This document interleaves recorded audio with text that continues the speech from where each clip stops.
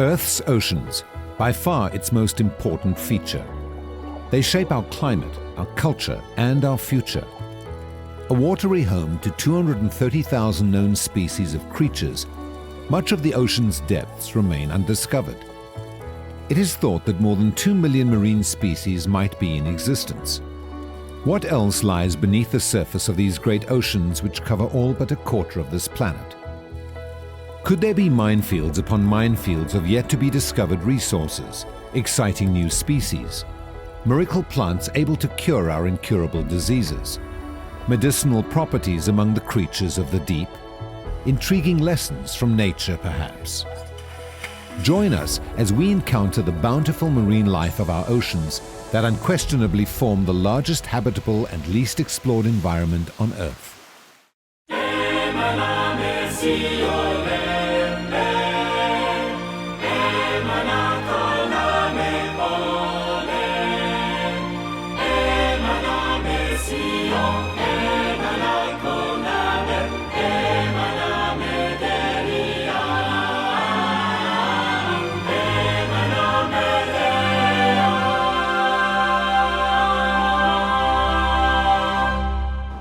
Under the ocean lies many fascinating untold stories. And in this episode, we take a look at life under the sea. All this on Animal Encounters.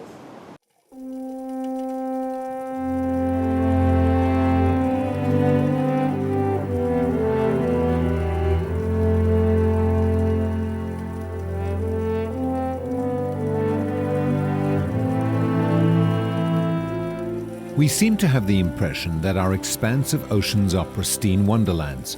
Under the surface, however, this is unfortunately not the case. Here too, as on land, the human footprint is far too obvious. Picture for a moment an empty ocean. No fish or marine life, perhaps only some lonely spirals of seaweed, calcified coral, and endless water. Unrealistic? Not really. If we continue the way we do, this could become a reality all too soon, and then we'd be in trouble. On the other hand, if we all pull together and stem the tide of human greed, we could perpetuate the ocean's beauty, such as these sights, recorded off the coast of the spectacular Seychelles, in the warm Indian Ocean islands off the east coast of Africa.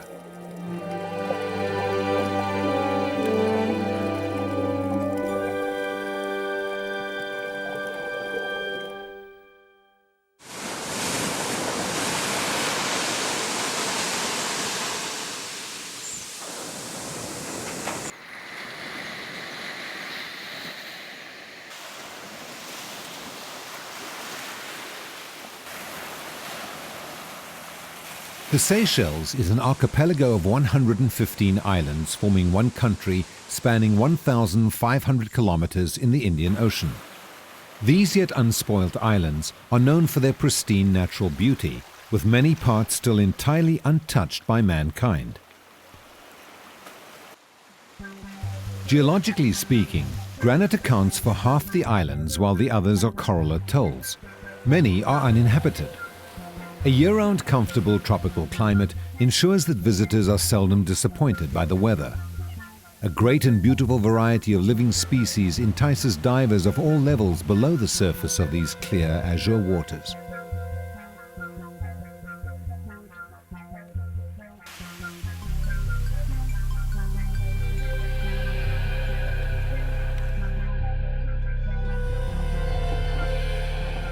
We have decided to make the island of Praslin our base.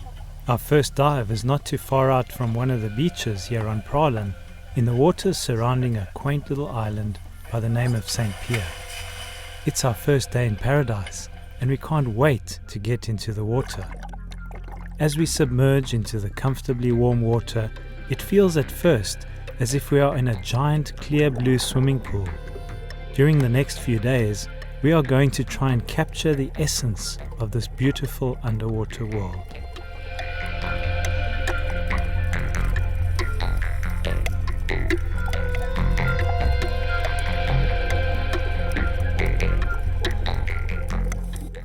Releasing up to 70% of the oxygen on the planet and producing nourishment for billions of people, we must accept that the oceans are truly our life support system. Large bodies of water in the form of currents move around the planet, controlling the Earth's climate. A healthy ocean equals a healthy planet. We cannot survive without this engine producing vital quantities of food, medicine, and jobs.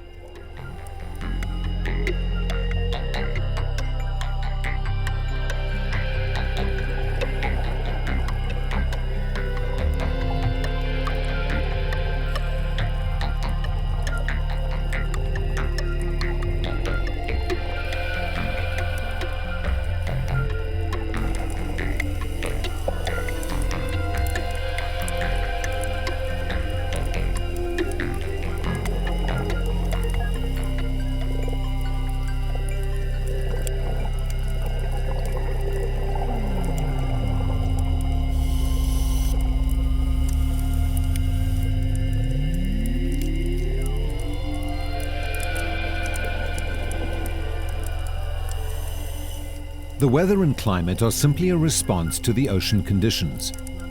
Without the ocean, our planet would not be habitable.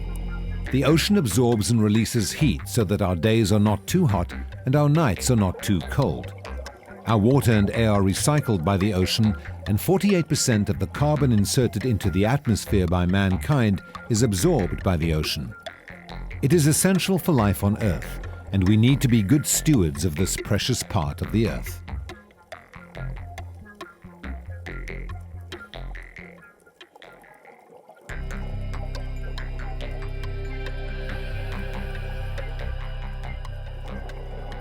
We are very pleased to see a hawksbill turtle, and he seems very interested in our camera. Or perhaps it is the reflection of himself in the lens that he's after. Hawksbill turtles sport a tapered head ending in a sharp point like a bird's beak, hence their name. They like to feed on certain sponges and are therefore found near reefs that provide these. They are sadly endangered as a species, like many sea turtles, due mostly to the impact of humans on the environment. In many places, hawksbill eggs are still eaten, and they are often killed for their meat and their beautiful shells, even though this turtle has an internationally protected status. Another threat to them is that of fishing nets in which they are often accidentally trapped. Their numbers have decreased by 80% globally over the last century.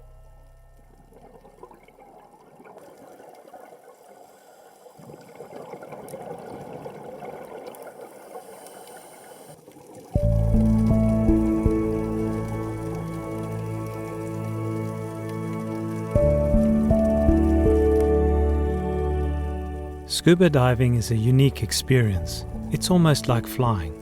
When I'm below the surface of the water, I'm in a three-dimensional plane. I can move up, down, left, right, forward, even backward.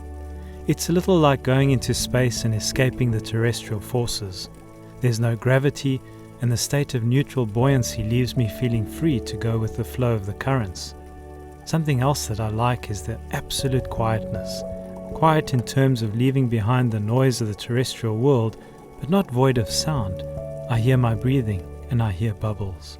I also hear the parrotfish as they scrape morsels of algae off the coral. There are no cell phones down here. Emails will have to wait. For the next 30 to 50 minutes, I will be alone with my thoughts in this enchanting world.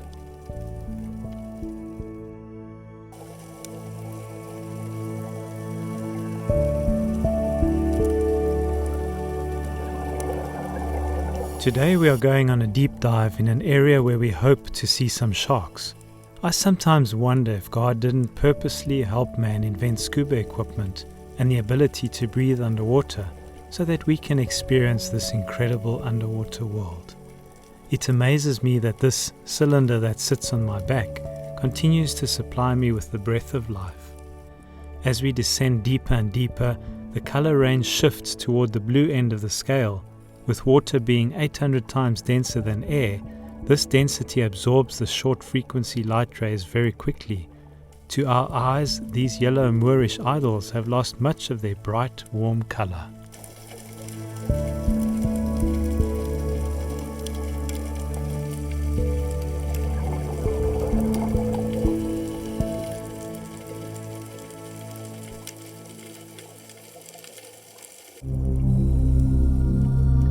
30 meters, we spot our first grey reef shark. Soon we see another one circling overhead. For most divers, seeing sharks is the ultimate experience.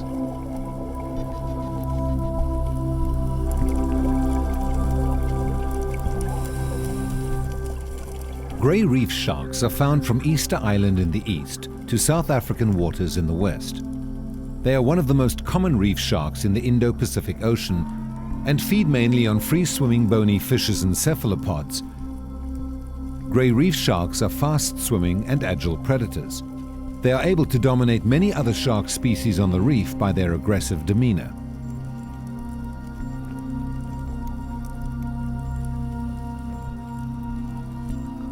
That fish would do well in a personality contest on the reef. They always manage to impress, whether swimming alone or in a school.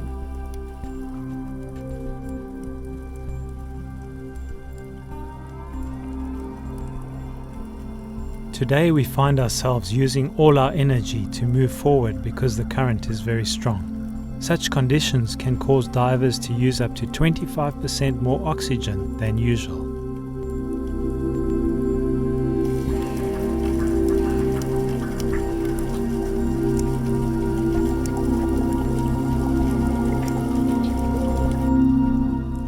Our air is running low and we realize that we need to make our way to the surface.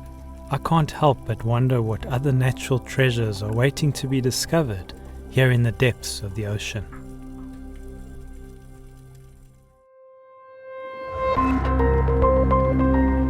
It is also wonderful to discover what the shallow waters have to offer. By putting on a mask and snorkel, you can easily venture out into water that is only a meter deep. These shallow waters, with abundant sea plants, contain an entirely different ecosystem, and the colours seem so much brighter. This is also often the nursery for all types of fish and other sea creatures, the place where they grow up before venturing into the deep blue sea.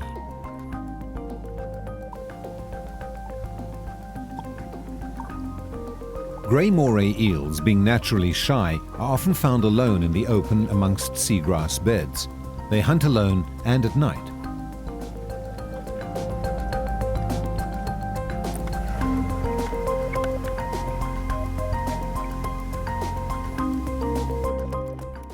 Squirrelfish also tend to be nocturnal and shelter in caves or under ledges during the daytime. Any disturbance causes them to emit a clearly heard staccato sound. This ability to chatter and its large eyes are characteristics which lend themselves to the name squirrelfish. Goldbar wrasse swim very quickly and seem to be continually on the lookout for food.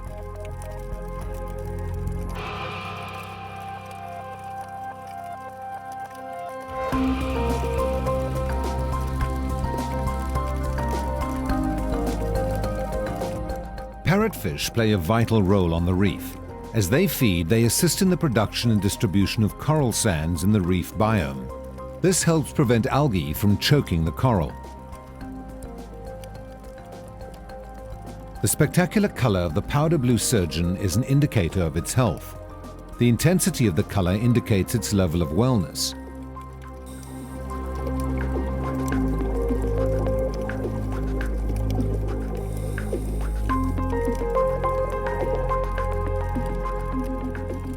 These are just a few of the more than 1,000 species of fish that color the waters of the Seychelles.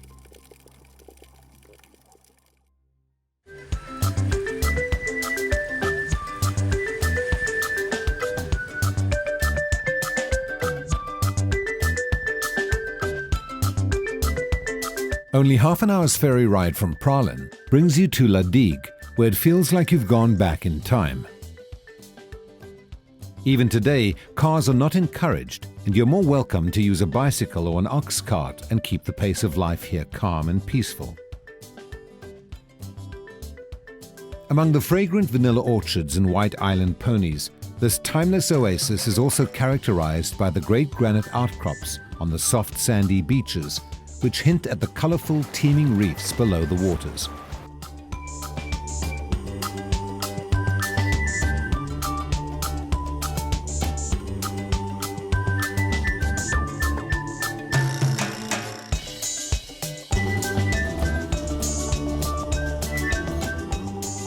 Pralen's beaches are wonderful, but visitors would be remiss to leave without a visit to Vallei de Mai, a World Heritage Site.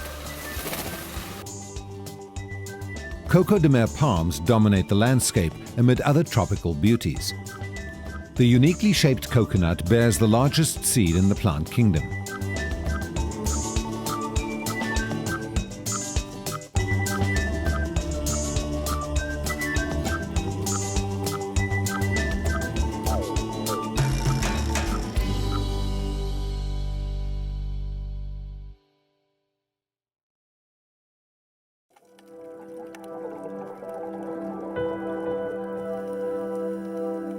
Coral bleaching is a great threat to the world's coral reefs.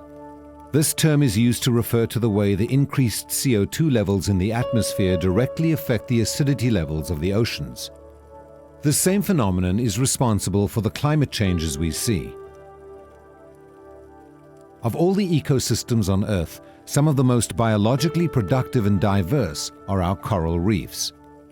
A quarter of all marine life live off them, even though they occupy less than 1% of the ocean's surface. Coral reefs represent coral communities of sea creatures that depend on each other for survival. This beneficial living together is a great example of symbiosis.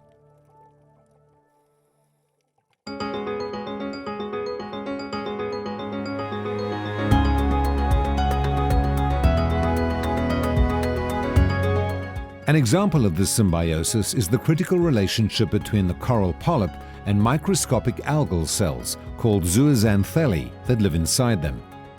The presence of zooxanthellae in the coral's tissue means that corals can use the photosynthetic ability of the zooxanthellae to capture the sun's energy, like a plant during the day, and feed on suspended particles and plankton in the water that they capture with their tentacles and digest, like an animal, at night.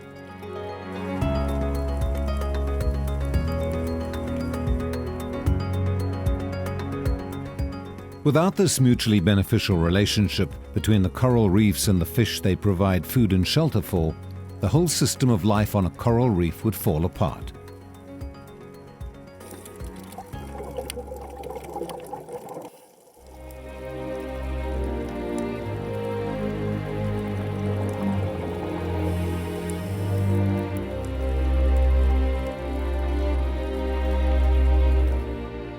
These reefs should be seen as the rainforests of the sea and should be protected. Imagine the medicinal discoveries that may still emanate from them. Apparently, 1/2 of all new cancer drug research focuses on marine organisms.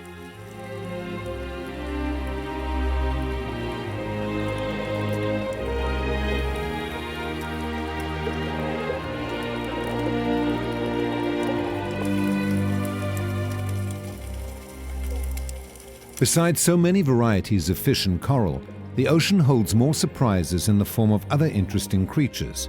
There are over 1,800 species of starfish and over 3,000 species of nudibranchs, or sea slugs, not to mention the beautiful sea fans or gorgonians, which are found throughout the oceans of the world, especially in the tropics and subtropics.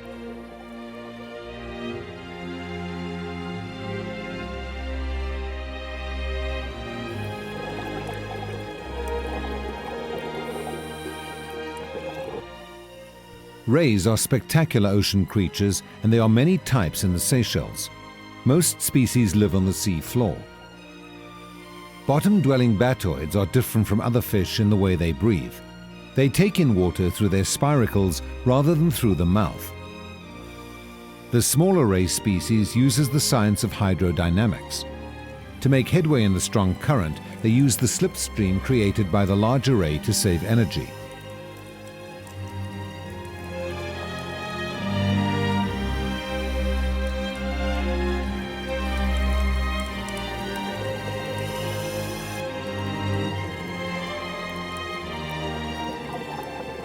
Octopuses are known and named for their 8 arms, usually featuring suction cups. Most octopus species have no internal skeleton, allowing their almost entirely soft bodies to squeeze through tight places.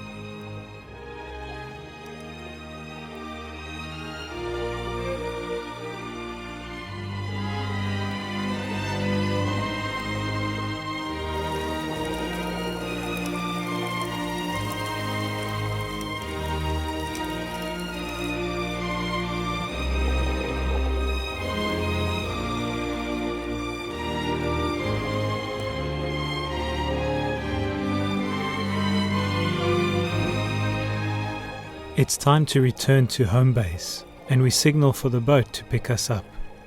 When I see how the symbiotic relationships on the coral reef not only ensure survival, but also bring happiness and quality of life, I feel sure that this didn't just come about by chance. As humans, we can learn lessons from the reef. We can learn to help each other and work together for the common benefit of all God's creatures.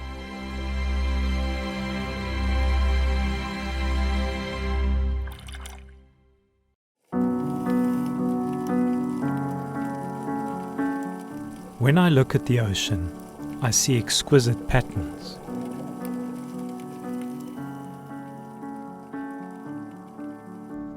I see bouquets of vivid colors that arrest attention. I see shapes that are not only beautiful, but also functional.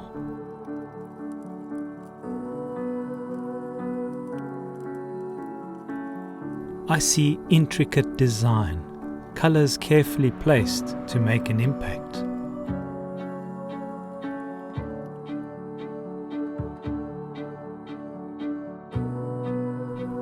I see technology, hydrodynamics, the natural science of fluids in motion.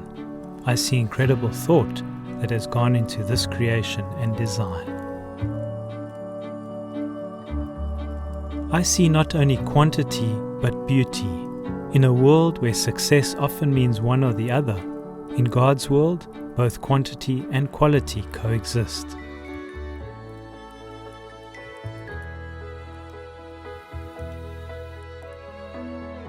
I see personality, each type of fish with unique characteristics.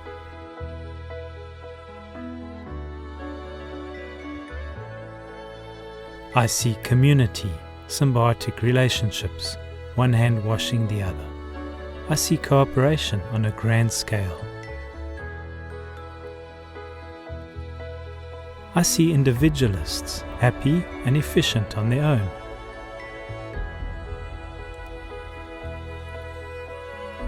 I see humor, funny faces and playful streaks. And I see majesty and dignity in the great creatures of the deep. Even in this hidden world under the ocean, I cannot help but see a mighty creative hand. I see God's creation, and I am in awe.